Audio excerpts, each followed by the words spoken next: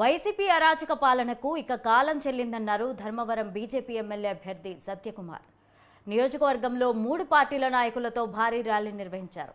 ఎమ్మెల్యేగా గెలిచి వైసీపీ దుర్మార్గాలకు చెక్ పెడతానని ఎమ్మెల్యే కేతిరెడ్డి అరాచకాలను సాగనివ్వనంటున్న సత్యకుమార్తో మా ప్రతినిధి సూర్య ఫేస్ టు ఫేస్.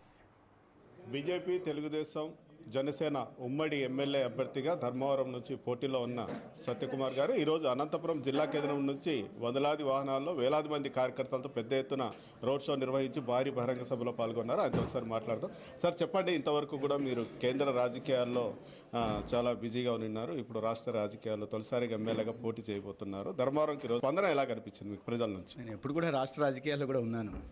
కేంద్ర స్థాయిలో పార్టీలో బాధ్యత ఉంది, ఇతర రాష్ట్రాల్లో కూడా బాధ్యత ఉంది. కానీ రాష్ట్ర రాజకీయాల్లో గత 5 సంవత్సరాలుగా చాలా చురుగ్గా ఉన్నా. ప్రతి సందర్భంలోనూ ఈ అవినీతి వైసీపీ పార్టీని ఎండగట్టే ప్రయత్నం చేస్తున్నాడు. తప్పుని విధానాలను కూడా ఎండగట్టే ప్రయత్నం నేను నిరంతరం చేస్తున్నా. ఈ అవినీతి అరాచక పాలన పోవాలి అనే ఉద్దేశంలో జగన్మోహన్ రెడ్డి గారిని వచ్చే ఎన్నికల్లో ఓడించాలనే నినాదం నేను ఎప్పుడూ 4 ఏళ్ల క్రితమే ఎత్తుకున్నాను. ఎందుకంటే ఆయన ఇచ్చిన హామీలు వేరు, గత 5 సంవత్సరాలుగా ఆయన చేసిన పనులు వేరు. ఇచ్చిన హామీని ఒక్కటంటే ఒకటి నెరవేర్చకుండా అబద్ధాలు చెప్తూ తిమ్మిని బమ్మిని చేస్తూ మాయదారి మాటలతో మోసం చేస్తూ వచ్చారు.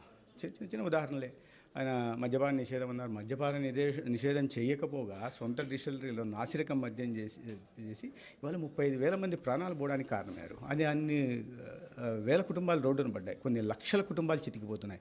అంటే కేవలం తన ధనకాంక్షతో ఇటువంటి కార్యక్రమాలు చేస్తున్న వ్యక్తి ఈ రాష్ట్రానికి ముఖ్యమంత్రిగా ఉండడానికి తగదు.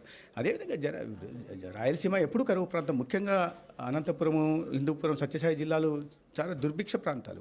ఎంత తొందరగా ఈ రాష్ట్రం నుంచి వైసీపీ పాలన విముక్తి కలిగితే, ఎంత తొందరగా జగన్మోహన్ రెడ్డి ముఖ్యమంత్రి పీఠం నుంచి దిగి ఎక్కడి నుంచి వచ్చాడో శ్రీకృష్ణ జన్మస్థానం అక్కడికి వెళ్తే తప్ప ఈ రాష్ట్రం అభివృద్ధి సాధించేది అనేది నా ఉద్దేశం. అదేవిధంగా ధర్మవరంకి అయితే వచ్చిన ధర్మవరంలో ఇన్ని సంవత్సరాలుగా 10 సంవత్సరాలు ఇక్కడ ఉన్న ఎమ్మెల్యేగా ఉంటున్నట్టు 10 సంవత్సరాలు ఉన్నారు. అభివృద్ధి మీద ఆయనకి ధ్యాస లేదు. ఎక్కడ చూసినా ఆయన పేరే కబ్జారెడ్డిగా చెప్తున్నారు. ఎక్కడ చూసినా కబ్జాలు, ఎవరు చూసినా కబ్జాలు. ఈయన అభివృద్ధిలో ఎక్కడన్నా పేరు సంపాదించాలి, కానీ కబ్జాల్లో ఈయన దేశవ్యాప్తంగా పేరు సంపాదించాడు. ఇవాళ ఎవరే ఆంధ్రప్రదేశ్లో పెద్ద కబ్జారెడ్డి అంటే ఈయన నాయకుడితో పాటు ఈయన పేరు చెప్పే పరిస్థితి ఉంది. దీనికి ఖచ్చితంగా సమాధానం చెప్తాం. వీటికి ఈ వ్యక్తి నుంచి కూడా ధర్మానికి విముక్తి కలిగిస్తాం. నేను ధర్మవరంకి వచ్చి నేను కేవలం అభివృద్ధి కాంక్షకుని, ఏ పార్టీలో పనిచేస్తున్నాను, అభివృద్ధి ప్రదాతగా నరేంద్ర మోడీ గారు ఇవాళ ప్రపంచమంతా చూస్తుంది. అదే విషయంలో ట్రాక్ రికార్డ్ ప్రకారం చంద్రబాబు నాయుడు గారు కూడా అభివృద్ధికి పెద్దపీట వేసే వ్యక్తి. సో ఇద్దరు నాయకత్వంలో రాష్ట్రం అభివృద్ధి, దేశం ఎలాగో అభివృద్ధి చెందుతుంది. వాళ్ళ ప్రపంచ దేశంలోనే పెద్ద ఆర్థిక వ్యవస్థలు ఉన్నాం. రాబోయే రోజుల్లో నెంబర్ 1 స్థానానికి చేరడం కూడా పెద్ద విషయం కాదు. ఆంధ్రప్రదేశ్ కూడా అభివృద్ధిలో ముందుకు పోతుంది. ధర్మవరాన్ని డబుల్ రెట్టింపు వేగంతో ముందుకు పరిగిస్తానని మాత్రం నేను ప్రజలకి సవినయంగా మనవి చేసుకుంటున్నాను. సార్, ధర్మవరం అంటూనే ధర్మవరం నియోజకవర్గంలో పూర్తిగా వచ్చేసి ఈ పట్టు పరిశ్రమ మీద ఆధారపడి జీవించే నేతన్నలు ఇప్పటికీ చాలామంది ఆత్మహత్య చేసుకున్నారు. వాళ్ళకు ప్రభుత్వం ఇచ్చిన హామీ కూడా ప్రకారంగా చూసుకుంటే నష్టపరిహారం కూడా అందలేదు. దాన్ని ఏదైనా స్పష్టమైన ప్రజలకు హామీ ఇచ్చే అవకాశం ఉందా? ఖచ్చితంగా ఇస్తాను. అంటే అనేక పథకాలు చేనేతల కోసం, హ్యాండ్లూమ్ కోసం, పవర్లూమ్స్ కోసం, వీటి కోసం కేంద్ర ప్రభుత్వం అనేక పథకాలను తీసుకొచ్చింది. వాటి మీద మేము ఆల్రెడీ ఒక ప్రణాళికాబద్ధంగా పోతున్నాం. వాళ్ళతో చేనేత రంగంతో మాట్లాడుతున్నాం. అనేక సమస్యలు వాళ్ళు వివరించారు. దానికి పరిష్కారం గురించి కూడా వాళ్ళతో చర్చించడం జరుగుతోంది. ఇంకా నేను 40 రోజుల పాటు ఉంటున్నా. నేను ఒక ప్రణాళికాబద్ధంగా పోతున్నా. నా కోసం ఒక సంకల్పాన్ని చేసుకొని వెళ్తున్నాను. నేను ఒక్కొక్క రంగానికి, ఒక్కొక్క వర్గానికి ఏ రకంగా నేను మేలు చేయగలను, ఏ రకంగా మార్పు తీసుకురాగలను, ఏ రకంగా అభివృద్ధిలో ధర్మవరాన్ని పరుగులు పెట్టించగలను అనే విషయాన్ని నేను ఒక ప్రణాళికాబద్ధంగా వెళ్తున్నా.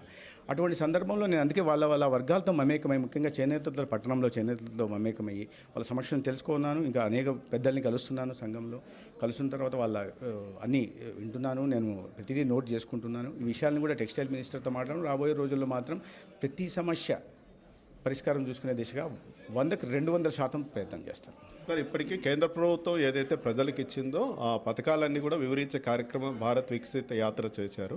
అయితే చాలామంది ప్రజలకు ఈ వైసీపీ ప్రభుత్వం చెప్తోందంటే కేంద్ర ప్రభుత్వ నిధులతో తెచ్చి ఇక్కడ అభివృద్ధి చేస్తూ మేము ఇస్తున్నామని చెప్తున్నారు. అది కూడా ప్రజలకు ఏ విధంగా చెప్పబోతుంది? అదే చెప్పాను నేను. మాయదారి మాటలతో మోసం చేస్తూ వచ్చారు. మేము ప్రధానమంత్రి ఆవాస్ యోజన అంటే వైఎస్ఆర్ ఇల్లు అన్నారు. మేము పెన్షన్, జీవన్ జ్యోతి బీమా లేదా సురక్ష బీమా అంటే వాళ్ళ సొంత పేరు పెట్టుకుంటున్నాడు. లేదా ఆయుష్మాన్ భారత్ అంటే ఇక్కడ ఆరోగ్యశ్రీ అనుకుంటున్నారు. గ్రామాలకు వస్తున్న నిధులు కానీ లేదా ప్రతిదీ ప్రజలు గమనిస్తున్నారు. ఏ పథకానికి చూసినా కేంద్ర ప్రభుత్వం నుంచి వస్తుంది. మీరు రైతు భరోసా కేంద్రాలు కట్టారంటే గ్రామీణ ఉపాధి పథకం నుంచి నిధులు దారి మళ్ళించి కట్టారు.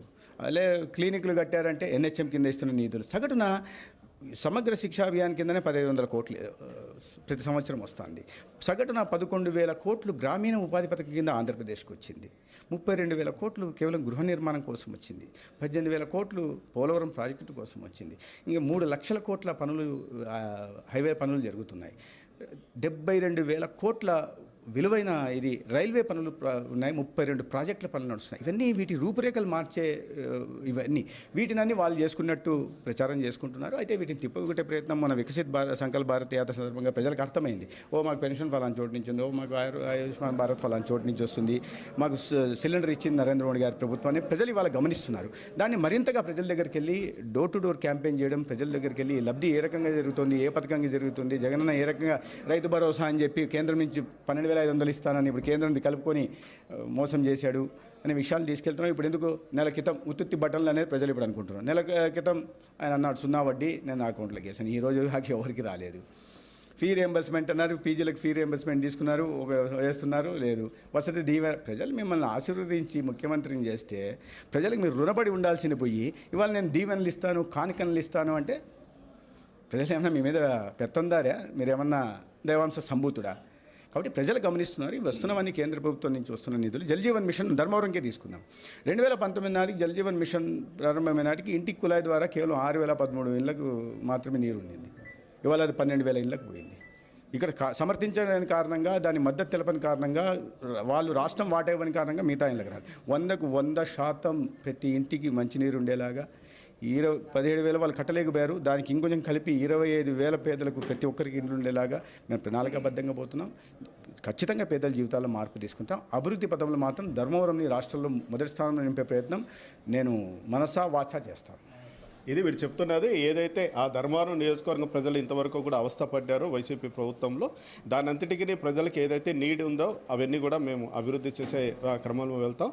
ఏదైతే కేంద్ర ప్రభుత్వం నుంచి నిధులు ఉన్నాయో అది కూడా నేరుగా ప్రజలకు అందించే ప్రయత్నం చేస్తాం. తప్పనిసరిగా ప్రజలకు అందుబాటులో ఉంటూ ఇక్కడ నుంచి ప్రజలు మద్దతుతో గెలిచి తప్పనిసరిగా ఏదైతే ధర్మవరం ప్రజలు కోరుకుంటున్నారో దాన్ని సంతృప్తి చేసే ప్రయత్నం చేస్తామని ధర్మవరం నియోజకవర్గం బీజేపీ, టీడీపీ, జనసేన ఉమ్మడి ఎమ్మెల్యే అభ్యర్థి సత్యకుమార్ స్పష్టంగా చెప్పడం జరుగుతుంది. Camera person Anjay Prasad, RK Surya, news 360, Dharmavaram, Sri Sathya జిల్లా.